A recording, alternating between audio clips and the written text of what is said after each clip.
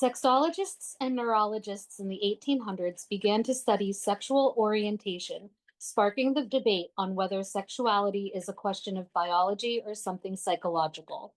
Psychoanalytic theories in the mid 1900s popularized the idea that homosexuality could be a learned behavior, arguing that sexuality could be a choice or a curable condition.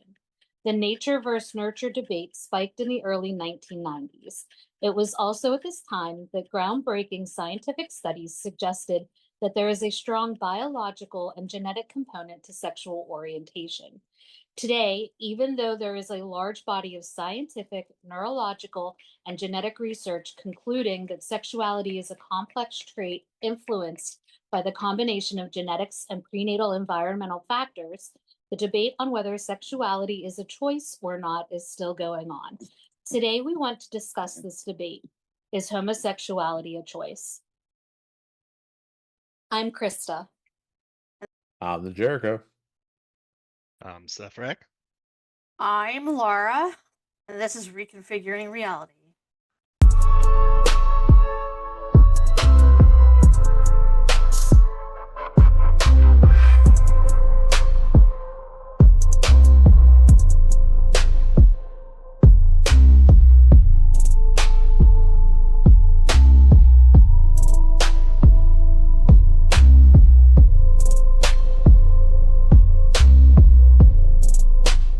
So we have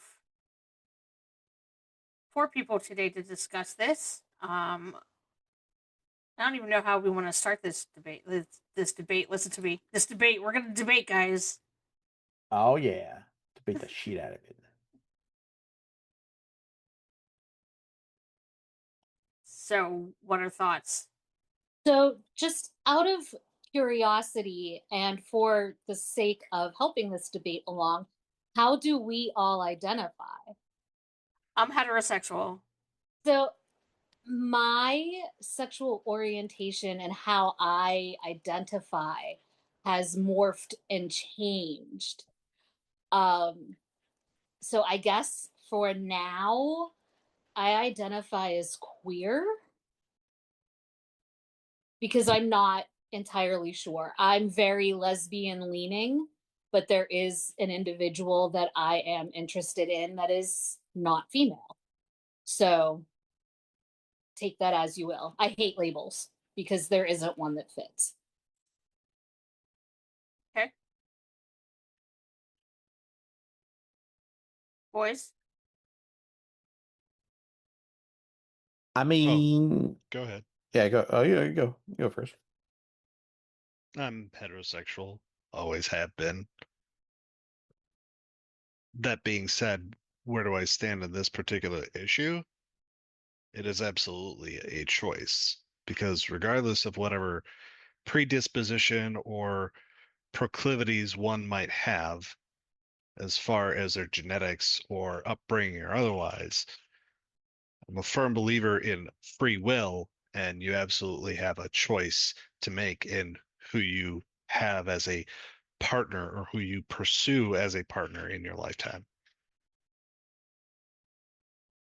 So, I have many thoughts on that, but I'll let Jericho go ahead and share his identity and whatever. Sure, right, sure. I'm just establishing my baseline. so for me, uh, I, I am also a person who hates labels. That being said, um, I have always known I'm a heterosexual male. There's never been a question about it.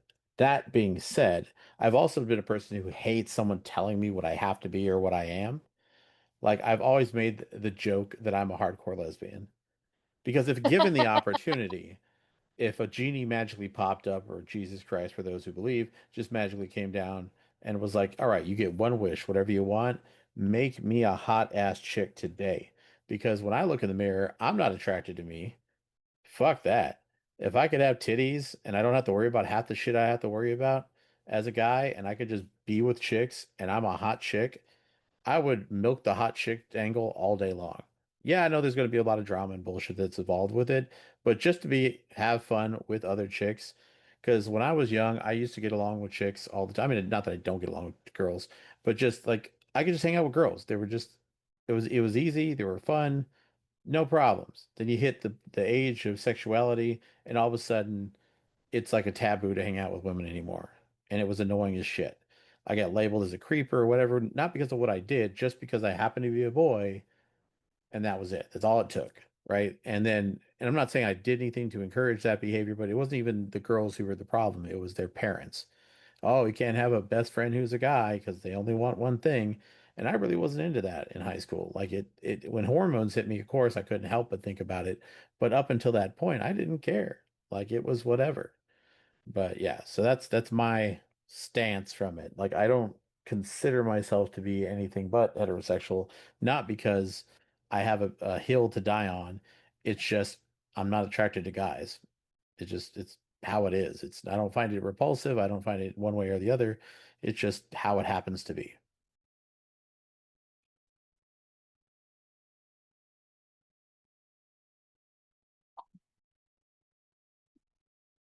So now I guess we pick sides and start fighting, right? So I am like bursting. I is it okay if I go ahead and share my thoughts?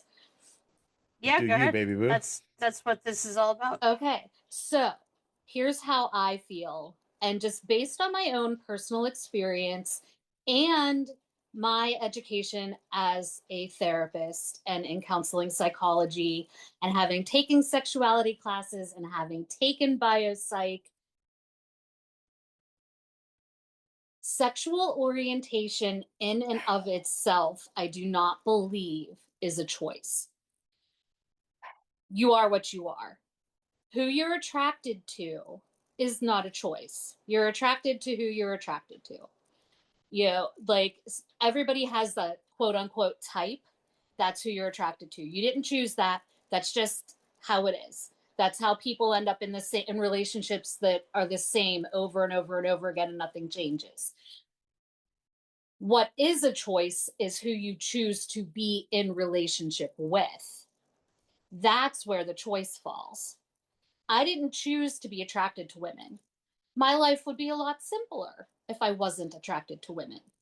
But I can choose whether or not to be in a relationship with a woman and to act on that attraction. That's where my choice lies. See, and I agree with that. I would disagree. By all means, sir, what is your rebuttal? This is my point in using the term proclivity. Sure, you may have genetic proclivities built into who you are as a person. So if you would naturally feel more attracted to a woman because of said genetics, if that's the argument, you still have a choice to change what it is that you like in life. It, it's not as though one moment you can like country music, but it's because of my genetics that I'm predestined to like country music as opposed to rap music or classical music or whatever it might be. No, you have the ability to change your mindset about the way you think of things. I'm not saying that it's easy, but you can overcome natural proclivities or tendencies just as you would have to go about changing other forms of behavior through habitual means of repetitiveness and choosing to go down those paths. Some people find that nigh impossible. I get that. But at the end of the day, it's still ultimately one's choice to overcome natural tendencies as opposed to what they are feeling in that moment. So, based on that thought process, then you could conceivably choose to be attracted to men, even though you identify as heterosexual. Could I? Yes. In my particular case, would I? No. So let me jump in here for a second. I think, and this isn't to dissuade this argument, but I think to bring us back on topic, where this discussion is technically not the question at hand. So whether or not being homosexual is a choice is not the argument that's being presented. The choice of can I ignore nature uh versus thought Sure. is what's being Sure. discussed, right? In the Bible, they talk about, and I'm saying this from a religious standpoint because morality is often the argument when it comes to homosexuality, right? And that comes from generally religious background. And they're saying that you may have a natural or wild or however you want to call it desire for homosexual tendencies. Not to say that you're fully homosexual, but maybe you're attracted to a person as opposed to an entire gender, right? And we can, and through the spectrum of sexuality, we've understood that that's one of the many ways people can express sexuality is they're not always attracted to a single gender. They could be multiple genders. They could be no gender at all. They could not consider themselves to be a gender and they are attracted purely by intellect or purely by scholastic or purely by any other factors that they find to be attractive, right? Nikola Tesla was attracted to his bird supposedly, though that's debatable. But my point being is the real question at hand is someone born gay or are they a product of their environment? Do you become gay through influence of outside factors? Now, some people claim that they've always known they were different or special or whatever, and they couldn't put a label on it until they experienced enough things to then say, "Okay, I realize now that I'm gay." Other people say, "Oh, I knew out the gate before they knew what gay was. They've always been gay, and that just was the label that the world had put the moniker on, right?" Other people have said the same thing about being heterosexual. I knew from the get-go that I liked the opposite sex and only the opposite sex. Nothing about my sex attracted me sexually or, in any other way. And so science has tried its best to quantify what arousal is. And I think that's what really is the crux of this argument and where it starts to go off the rails for a lot of these discussions is we start to bring in things like morality and the metaphysical. We start to bring in things like the emotional and all these other factors to try to boost one side or the other or dissuade one side or the other.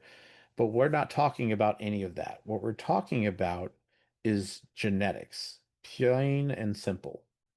Because when you're talking about things like preferences and choices, you're no longer talking about birth. You're no longer talking about are you created with your DNA? In other words, is there a gay gene or a series of genes that cause you to be gay? Because that's the actual question being asked. If you're not talking about can you be born to be predetermined gay, or is it a choice, right? If you're talking about outside factors and blah blah blah, emotions and encounters and all that, that's where it gets all mucky and messy.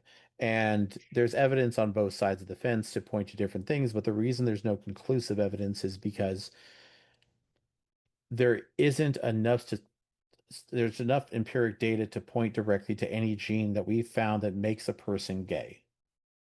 And the problem is in today's society, especially over the last decade and a half or so, the social construct, especially in the West, has been to favor people with the mentality of like the LGBT plus community. So to question their ideals and beliefs has been taboo. So this subject, whereas before it was approached with a clinical eye, is now being approached to one with an empathetic eye. And the problem with that is that you cannot have scientific research when you're worried about people's feelings. Science does not care about your feelings. It cares about what's factual. So, I could tell you stories. For example, my ex-wife, she swore up and down, you know, swore to whatever God she's believed in, that she was a hardcore lesbian despite marrying me, right? Despite dating men. She hated men, only wanted women, only to eventually find out that she wanted to become a man. So she transitioned. But she said she would never do the physical. She only just wanted the hormones. Then she started lopping things off and getting surgeries and doing all that stuff. And then she fully became a man and she looks like a lumberjack. She's bald, she got a big old red beard and the whole thing. Only to then become a gay man and end up being with men. So, how can you be dead set 100% and then just keep being wrong again and again and again? Right? Now, you can make an argument and say, well, they were discovering themselves. They didn't know, and they were confused, and da da da da. Da. That's all fine and dandy when you're trying to help someone and trying to understand someone. You're trying to be there and an ally and a supportive person. But from a scientific point, that story is nonsense. That's not science. That's ridiculousness. Imagine if you did that at your job, right? If your job was to bake a cake and instead of following a recipe, you just did what you felt like and you put Worcestershire sauce in the cake and then you decided I'm going to throw in a battery and then I'm going to go ahead and I'm going to add a cup of dog urine and then you're just like, well, I thought this was going to be a cake and it didn't work out, right? But I felt like it was going to be a cake and then I decided I wanted a car and then I decided I wanted a dog, right? Like that's not how baking works. You can't just do things and expect it to work out at the end because you had a whim. So, in that same regard, you cannot expect to get results if we keep pandering and catering to people's ideals and fantasies that don't have anything to do with anything. And when I say fantasy, I'm not saying that they don't know who they are or that their gender isn't real. What I'm saying is, I'm saying that you can't simply feel your way through things or your expression is taken at face value. I am not heterosexual because I feel I'm heterosexual. I am because I'm genetically disposed to be so, because that is how our species was designed to work. Genetically, man and woman, we procreate. That is what it's supposed to be. That is how we're designed. If we don't do that, our species dies. So in nature, if we start being homosexual, something's wrong on a genetic level.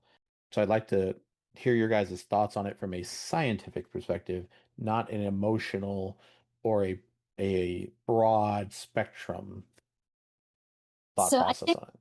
if you're looking at the science, and I haven't done extensive dives into journal articles about homosexuality. However, I did do some dives into articles about the biology of gender identity. And science has shown, and I know that gender identity is different than sexual orientation, but science has shown that the brain size of a cisgender male is the same. Well, the brain size of a transgender male is the same as the brain size of a cisgender male. And the same is true for trans female versus cis female. So, for example,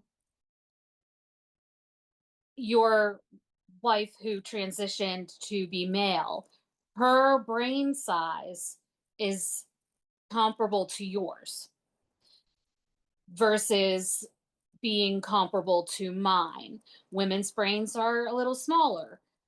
There is definite, there are definite differences, and they've done MRIs to show that similarity. So that's the science right there, is that there is a biological component to being trans. It is genuinely not a choice, it is biological.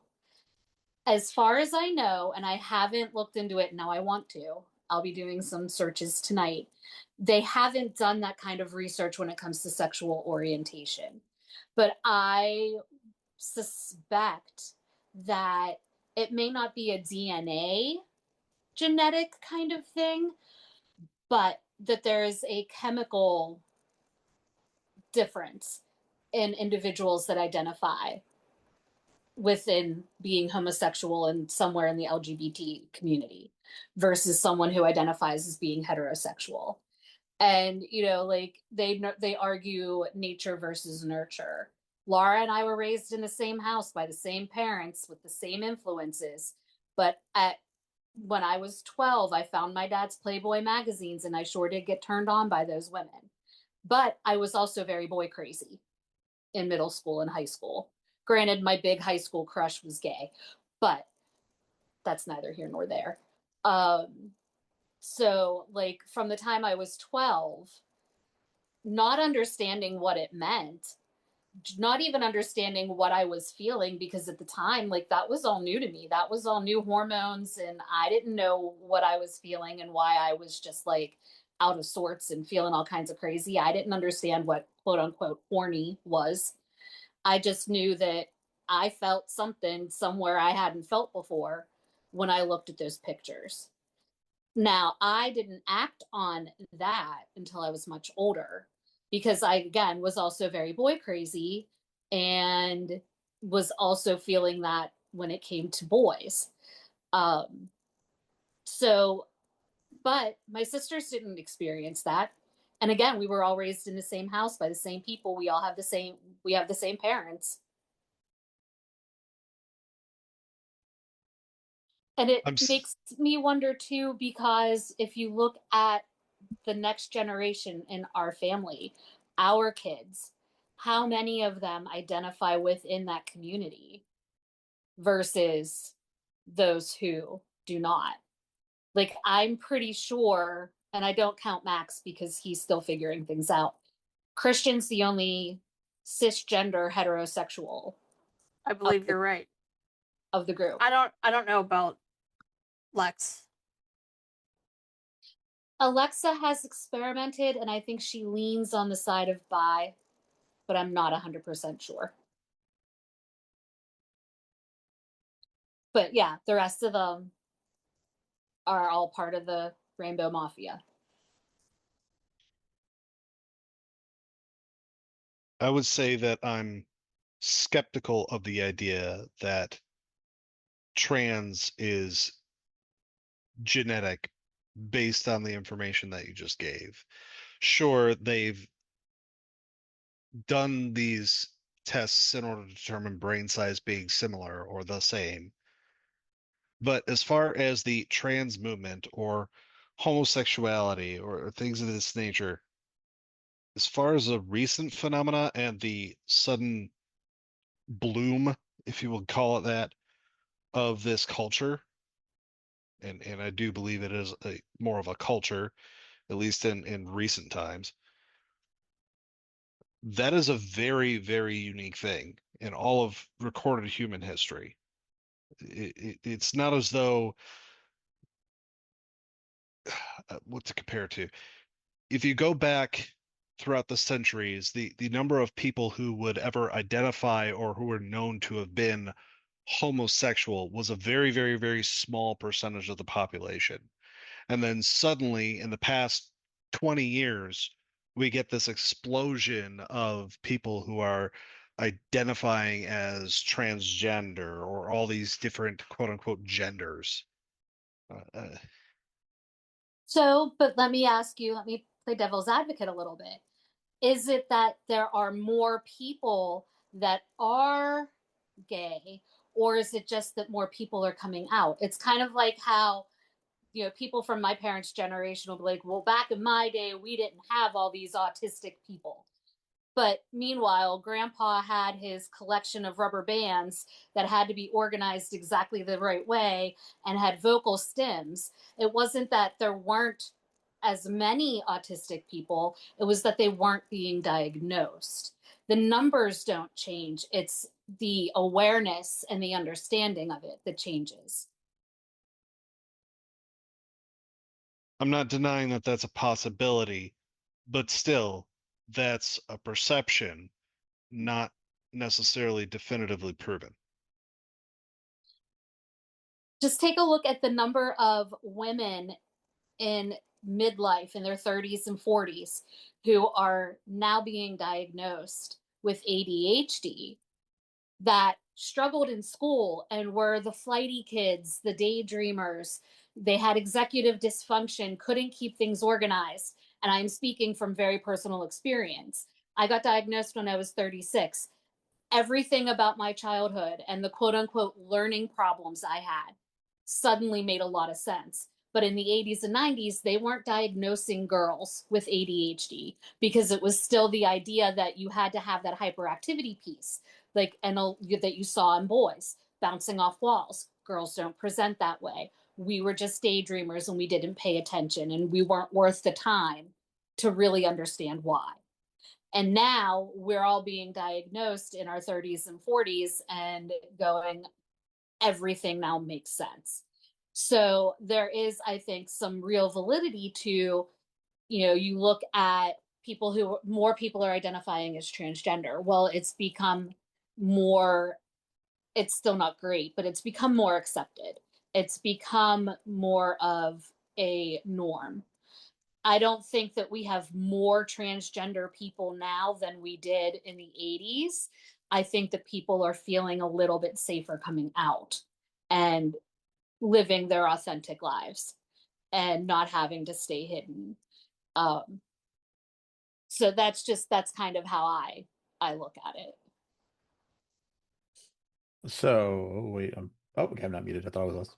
So I'll say this. I think it's the truth lies somewhere in the middle between those, because look at social media, right? If you were to take social media as a good example of the past versus the present, social media would have you believe that we are in the most dangerous time of our lives, that it's more dangerous than it's ever been, when in fact it's the opposite.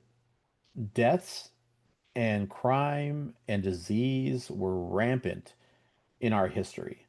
We are safer than we've ever been. But how many women today walk around with pepper spray and guns and blackjacks and all sorts of implements of defense, despite crime rates being lower than they have been in 500 years?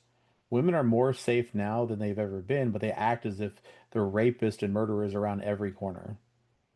Then it's because social media has taken every bad thing in the world and shoved it in your face because the world is now in your hand.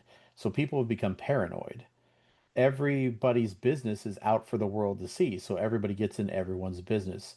Everyone has the anonymity to sit behind their computer screen and bully people and belittle people and bandwagon on everything, right? So is it that all of a sudden the world is just so empowered and encouraged that all these gay people are coming out? No, not really. A lot of people are confused and they're joining movements and groups that they don't really understand, right? People are joining Antifa. Does that mean they're fighting a real good cause? No. People are joining ISIS. Does that mean that ISIS is a great group and we all should all join? No. Just because people bandwagon like they have throughout history doesn't mean a good cause, right? People joined the Crusades because they thought they were doing God's work. They also raped and pillaged in God's name innocent people because they thought God was just going to forgive them anyway. So why not rape and pillage, right? So just because someone does a thing doesn't mean that it justifies it. So just because there's a ton of people coming out doesn't mean all of them are gay, doesn't mean all of them should come out, and that proves the fact that there's more gay people because it just proves that people are trying to belong, and it just so happens to be one of the easier groups to belong to. Human beings have always sought to belong to a group, but if you noticed, just like most human beings, people tend to be lazy, right?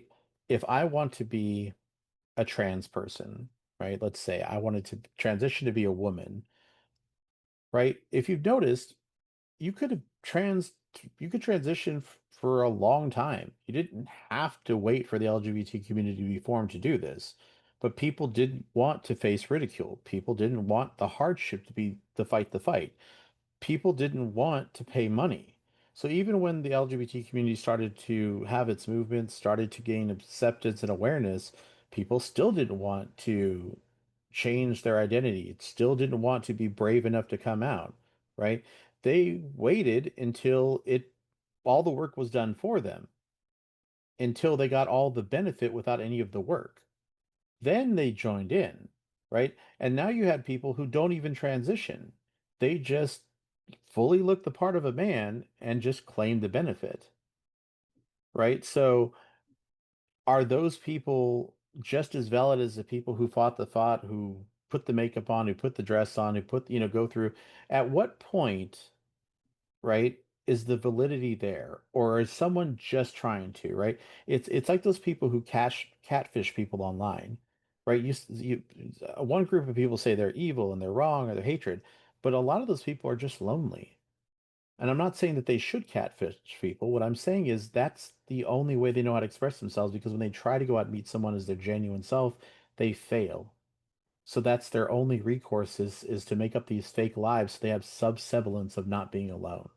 So how many people are joining these communities and coming out as trans or whatever just to not be alone, to be accepted by a group, right? And so that's why people say a lot of these things are mental health issues, because a lot of these people say, I waited all this time to be my real self because it was hurting my mental health to not be accepted. But we're finding out that even after they transition, even after they're surrounded by their support group and their friends and their family, and everybody calls them their pronouns and everything has changed, their mental health is no better.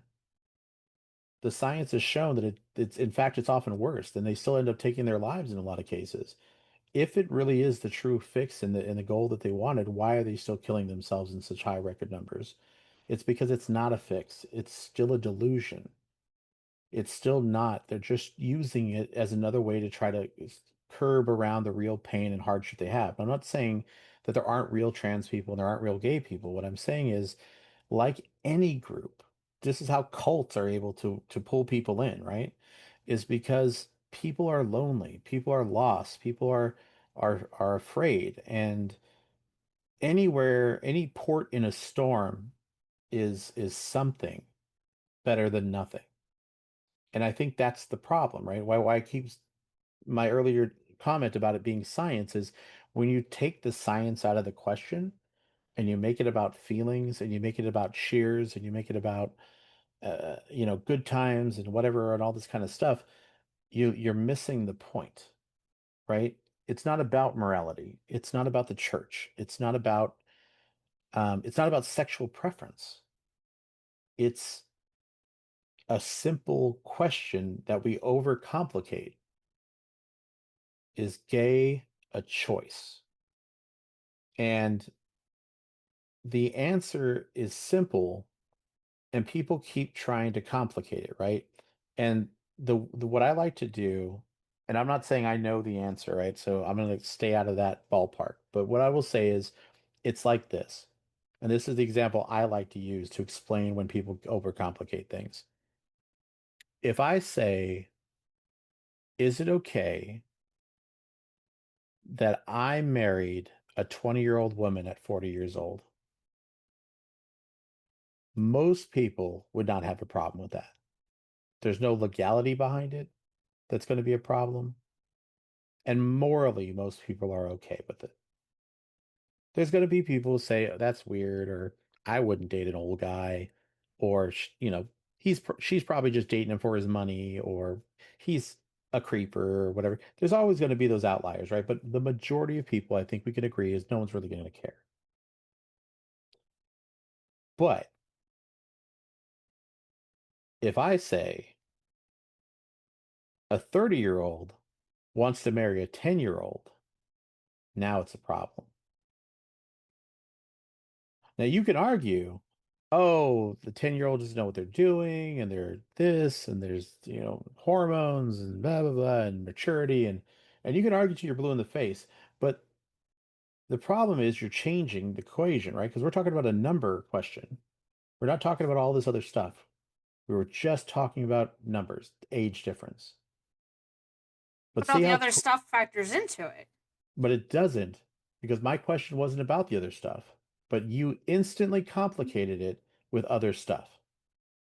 And that's my point. I'm not asking a pedophilia question. I'm asking a numbers question. And that's the difference between science and emotion. I specifically chose something that's going to be a hot button topic to piss people off, to make you suddenly buck and put your defenses up, because that's what happens when you ask a question like this.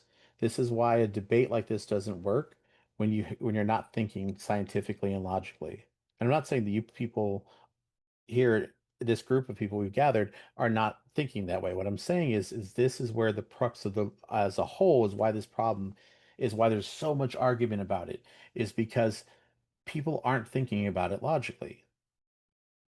You start factoring in a bunch of random stuff that has nothing to do with anything. Like for example, the thing that Krista brought up, our brain type's similar. Yeah, but back in the day, we used to have generic names for that, right? If you had a bull dyke, like they used to call them, right? She looks mannish, she acts mannish. Yeah. So it's not hard to understand that she has mannish tendencies. Duh. So does her brain act like a, yeah, because she probably was genetically similar to more to a man than she had mannish tendencies. That makes sense. But that doesn't mean she's predispositioned to be gay. It just means she has mannish tendencies. I have female tendencies, but I'm not gay. There's no guarantee that my brain is going to be any different. I don't know until I crack my head open. But that's what I'm saying is like that's not a guarantee of being gay or trans or straight or anything else. There's a combination of factors involved that makes it, but all the science that we know of right now, at least, points to the fact that at the end of the day, environment factors in far more than genetics when it comes to being gay. There's no genetic predisposition to be gay. We're all heterosexual out the gate, but the environment changes you. And in the example Krista gave, you're like, oh, we had the same parents, right? But you didn't have the same lives. You didn't watch the same programs. You didn't have the same conversations. You didn't look at the same people the same way. You didn't touch yourself the same way.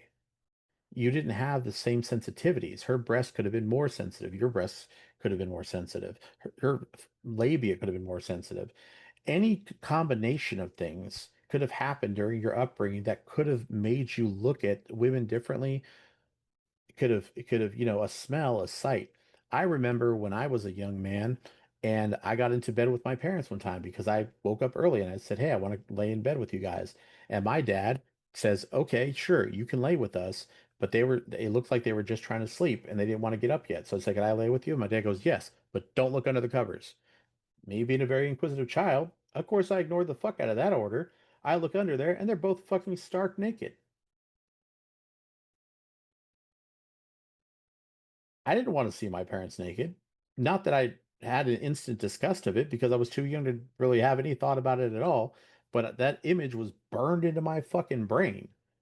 Just like when I took a shower with him when I was, a young man, I have a firm image of my dad's cock in my fucking head that's never going to leave.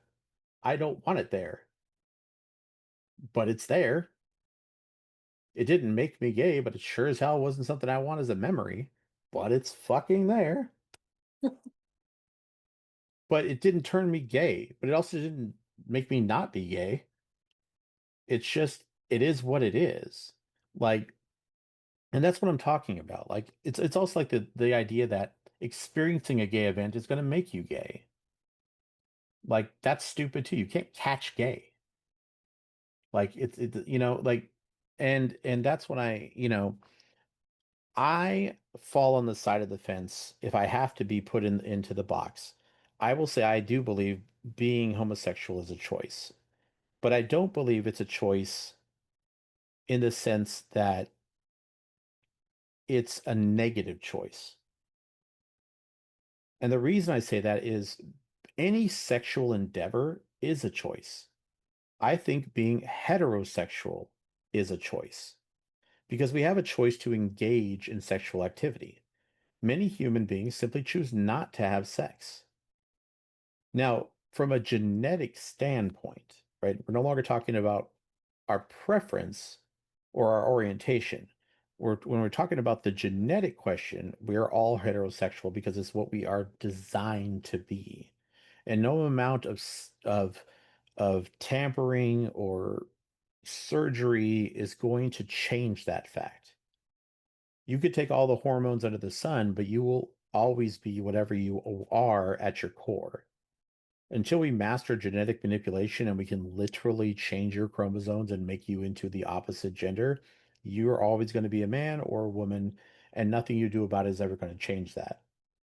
That being said, as far as your preferences, as far as your actual choice in the way you live your life, that's the wonderful thing. And this is something I speak from both as a Christian and a person who believes in agency. If you're gay and you choose to live your life that way, guess what? That choice is backed by God, whether the Christians want to believe in you or not. That's the great thing. Your agency is your own. So you don't have to fight the fight that you were born that way because you were given agency. Your free will is the greatest gift you have. Creatures around you are subject to instinct alone. They behave as their genetics tells them, and that's all they can behave as. You get to be a cat. You get to be a twin spirit person. You get to be a whatever you want, and they have to deal with it whether they like it or not because that's your agency. So use it. Don't get hung up in the minutia of arguing someone else's morality. That's my personal 2 cents on it. As far as genetics go, we're all heterosexual. There's no argument to that. As far as orientation goes, preference, how you feel about things, who you're attracted to, what sensations you love when someone touches you, those things are not a choice. You feel how you feel. And your choice is how, like Krista said, you choose to embrace those things, whether you choose to allow homosexuality in your life, into your heart, into your behavior and patterns, or whether you choose not to. That's my 2 cents on it. Now, I don't disagree with the points in terms of what's genetics, what's there, and differences that you're talking about as far as like your agency. However,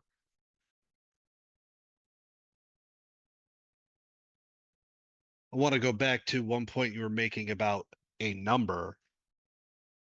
You're literally just talking about a number. Then 40 and 20 had no meaning, 30 and 10 had no meaning until you applied the term age to them. And age has a definition, has all sorts of things implicit with it. So what I'm trying to say is I get the point that you're trying to make, but at the same time, you're undermining your own argument by using an inherently defined term that is scientific in nature and has all sorts of things that go along with it, whether that be the sciences of what age means, at what ages things happen, from biological standpoint, how people mature, and since we're talking about sexuality, when people are not only sexually active but sexually able to procreate. And that's where the social aspects of it come into play based on science related to that. So I would just, I think there might have been a better example than that. And that I was dwelling on that while you were talking. But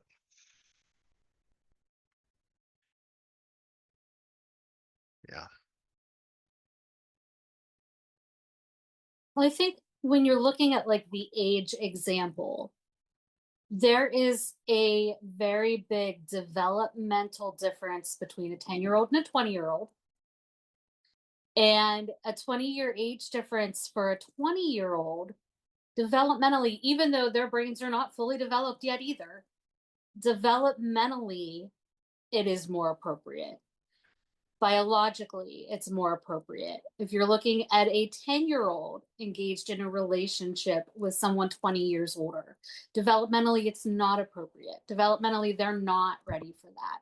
Scientifically, a 10-year-old cannot comprehend what they're entering into, and their bodies cannot endure what they would have to in order to be engaged in a true relationship with someone so much older. Um, Even children who are of the age where they can procreate should not, because their bodies cannot physically handle it. It is dangerous just physically because they're not developed that way, and that's, and science has made it that way. um that is biology. So like, that's where it comes into play, where that just is an issue all around. But I agree with what Jericho said, and like, and he kind of made my point too, that I don't choose who I'm attracted to. I do choose if I follow through with that attraction. So do I, am I attracted to women because of biology and science and genetics? I don't know. I just know I'm attracted to women. Do I choose to become involved with a woman?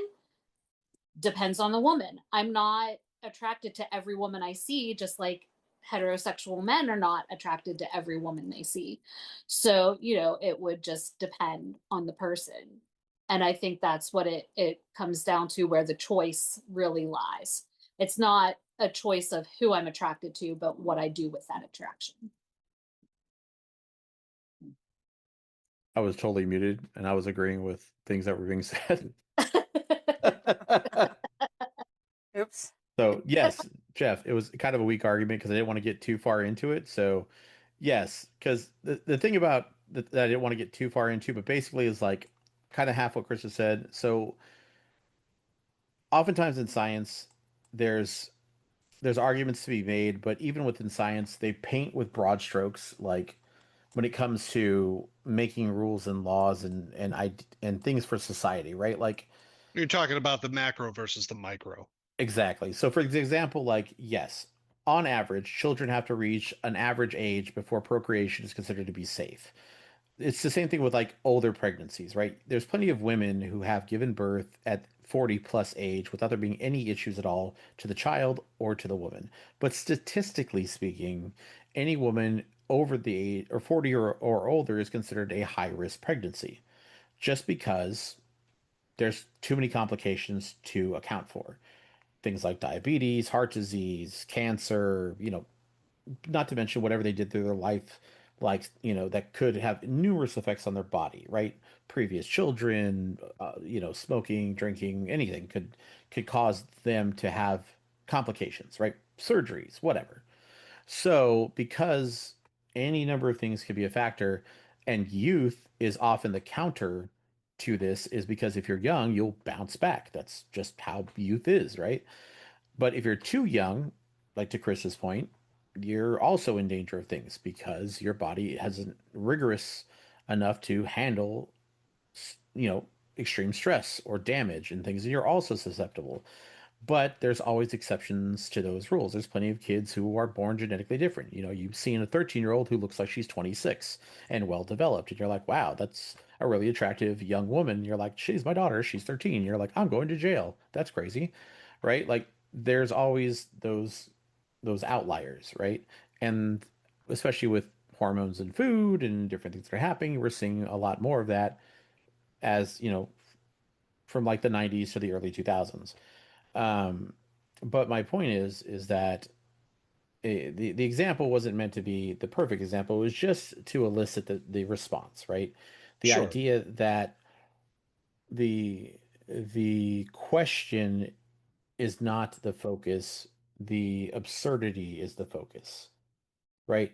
And it's kind of like when people talk about, I don't want to get too far off topic, but like rape culture, right? And there's rape culture in America and in schools and things. Has people been raped? Has it happened? Yes. Is it terrible? Yes. but it doesn't mean that it's this like hush hush thing that's happening and people are making excuses for it, and it's just this like everybody and their brother's getting raped constantly and the people are getting away with it.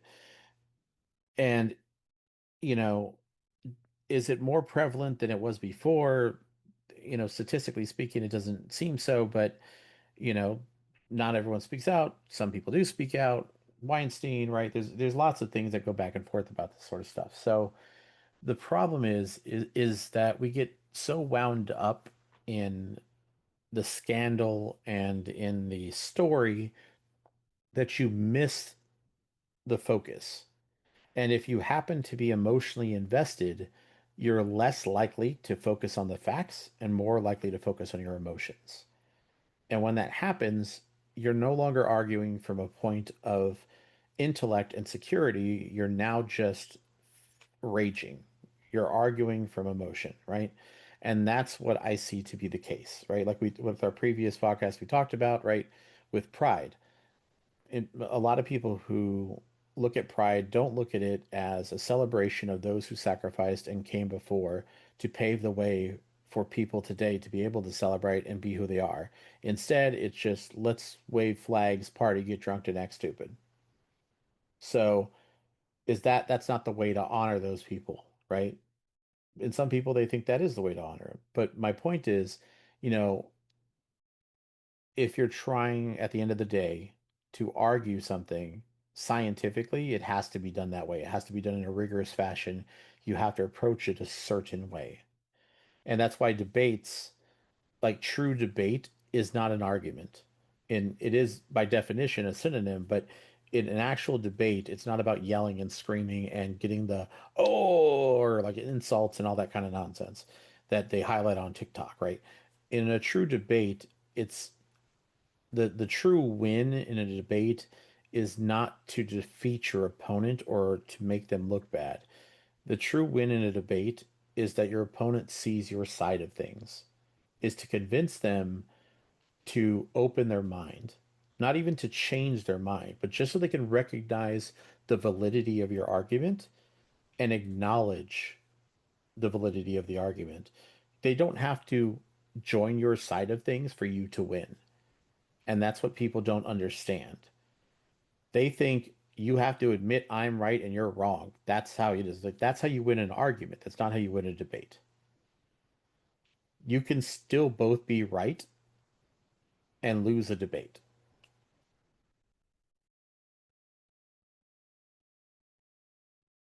All right, so I guess that's going to be it for today's podcast. Thank you all for joining us. Get in on the conversation. Let us know how you feel. Do you think it's a choice or not? And we'll see you in a couple of weeks. Don't forget to like, subscribe, and all of that fun other jazz. And we'll see you then. Bye. Bye. Toodles.